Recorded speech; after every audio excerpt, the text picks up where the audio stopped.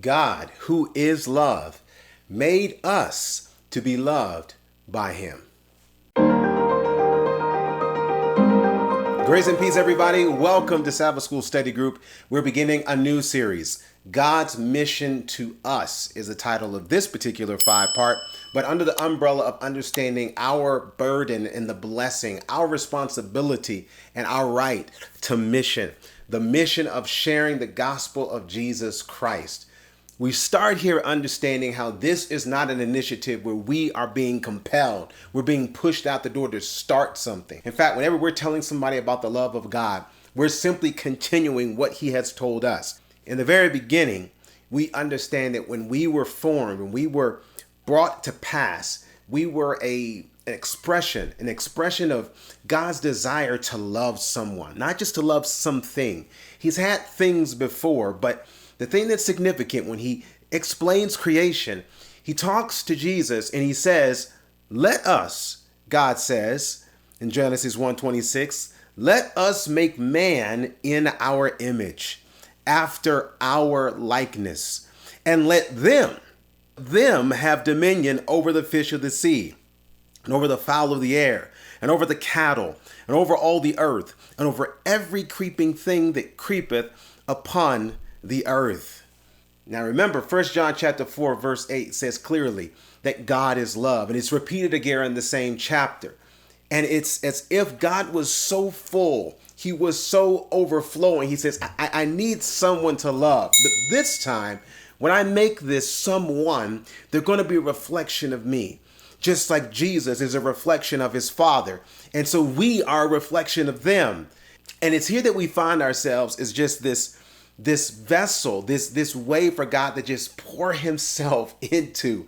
It's amazing when you think about that, how we were made to be loved by love himself. It's why when you go to Exodus 34 and verse number 14, we can understand a little bit better how God longs to be with us, where he says, for thou shalt worship no other God, for the Lord, whose name is jealous, is a jealous God.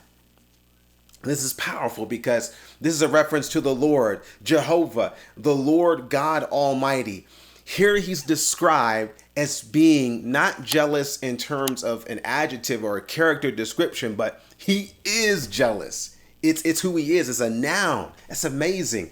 It's as if God cannot exist outside of the realm of exclusivity. His desire for you is inexplicable. The only way that we could possibly conceive it in our humanity, in our human brains, is to look at what he did when he gave us Christ. That's the best picture that we have of God's love to us. But it doesn't keep him from trying to articulate it through his prophets and through his people. And so you hear him again here in Nahum chapter 1, verse 2. Here through the prophet Nahum, God declares that God is jealous, and the Lord revengeth. The Lord revengeth and is furious. The Lord will take vengeance on his adversaries, and he reserveth wrath for his enemies. Now it's easy to take this verse and to twist it into a type of anger and jealousy that we express as fallen human beings. But it's actually God's intention to help us to understand this is how he feels about those who are the adversaries of those who are his affection. This is how he feels about those who are actually being abusive to those that he's given atonement to. We are not his enemies. Remember, he said, let us make man. We are far from enemies. We're family. We decided to leave the house. We decided to become the prodigal people when we forsook him in Genesis chapter 3, which we're going to talk about later in the series. But we've got to see that before the fall, God has an attitude towards us. And after the fall, he has the same attitude. But it's through atonement that he tries to restore our relationship to him, not his desire to us. We are not his enemies. Those who hurt us, who are the people of God, they're his enemies. They're his adversaries. And God is jealous for his people. So let's boil it down.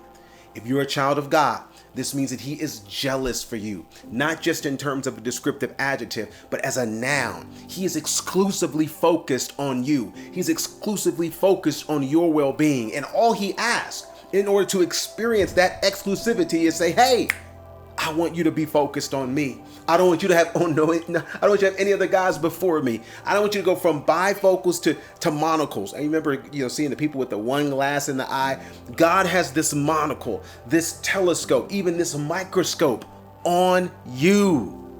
And I hope today we see how that's never faded and it's never changed.